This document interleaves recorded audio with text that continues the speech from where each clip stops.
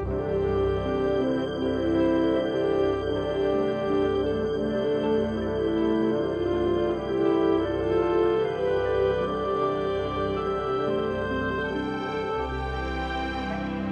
name is Miley Bodoff-Wilkinson. I am an HR specialist in human resource, and I have been with the district for about 18 months now. So I decided to join the Air Force.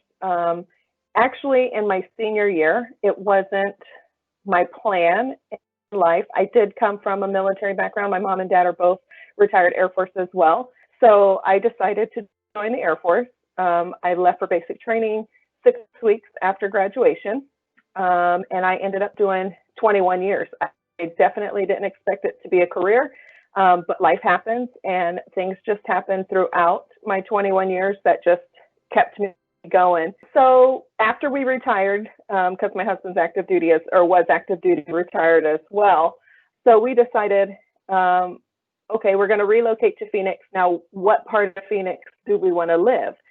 And ultimately, our main contributing factor in choosing to retire and come back here to Peoria was for the schools. We still had one son that's still in school. One of the things I think I've learned in the military that has transitioned here in the school district and in human resource is my ability to pretty much adapt and overcome. In the military, you are subjected to so many, different environments and different situations, good and bad. And, it may not be the most ideal situation, but you are definitely going to figure out a way to adapt and overcome. People find it hard to believe, but I was one of those people who actually enjoyed being in the Army. I liked everything about it. Then again, I'm one of those people who likes things kind of regimented. I thrive in that environment. We're going to do this now, this now, this now, and that worked out well. I wanted to have a skill that I could walk out of there with when I went in the Army. I didn't want to just go in an infantry and then come out and say, hey, what do you know how to do? I am really good at rolling around in the mud. And I can run from tree to rock and back to another tree really well. I wanted a skill, and to have supply chain management and logistics, which is what that one was really good, because it started at the unit level and then went to divisional and corps level. Coming out of the Army with the experience, plus 2 NCO academies, where they're teaching me how to be the leader and the teacher, and teaching me the instructional way, where I am not just there, but I am bringing the students into the process, which is one of the things I like doing in my classroom here, which is why I don't teach at the front of a room. I teach in the middle, because the students should be teaching with me as opposed to me teaching them, because otherwise they're not learning. My father was military. He retired military. A lot of family that just had been military. So one of the biggest things was the family line, and then I wanted to travel. So I knew the military was a great opportunity to travel. Air Force core values are integrity, service before self, and excellence in all we do. And so I just feel that before I joined the military, I was 20. I had recently been married. Little things such as calling in sick for work, I didn't really, that wasn't a big deal to me. I was young, spending my time in the military active duty, and just that everything that you do, somebody else has a direct impact on somebody else. So dependability, responsibility, being reliable, I feel that those are some of the things, the values that I've really taken into my civilian job and into raising my children, is you have to be, your word has to mean what you say. And so when you make a commitment and you're responsible for something, you have to be held to those standards. So I would say that is in many aspects of my life. I followed in many of my father's and uncle's footsteps in joining the military. Went and spent 4 years in the United States Marine Corps.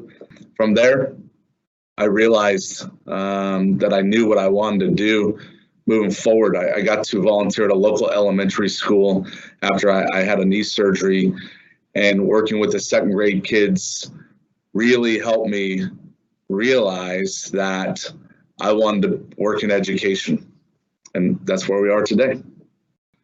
I think the biggest thing I took away was you don't get a whole lot of options to do this correct.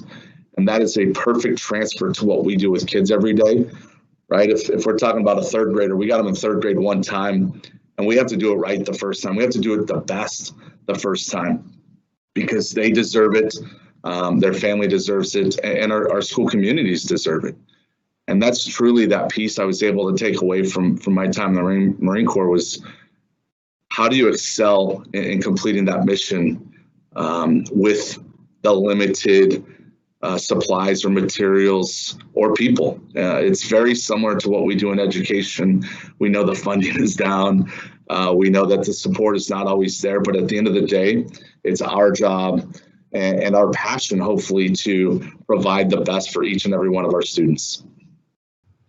My job is to assist administrators, teachers, crossing guards, bus drivers, whoever has direct sight of students, how to notify or identify students that may be suffering from some type of homelessness.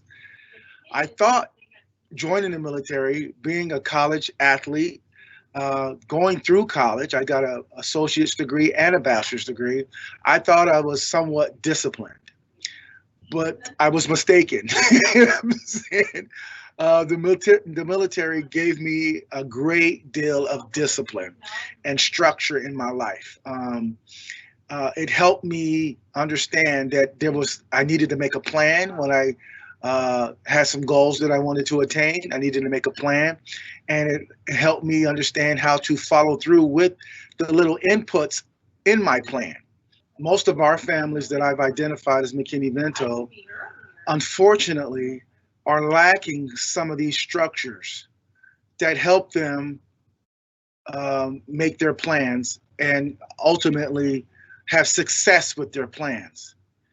So when I have identified a family as MCKINNEY-VENTO, the first thing I do is an assessment. So in my assessment, I'm as thorough as I can be.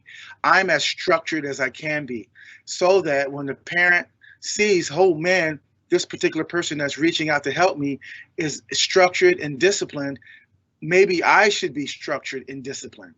And so my goal ultimately is to help our families not become MCKINNEY-VENTO eligible. And how I do that is through the assessment. What is causing this brief or chronic homeless situation? And how can I help you no longer be homeless, no longer suffer from whatever it is that you're suffering from that's causing this homelessness?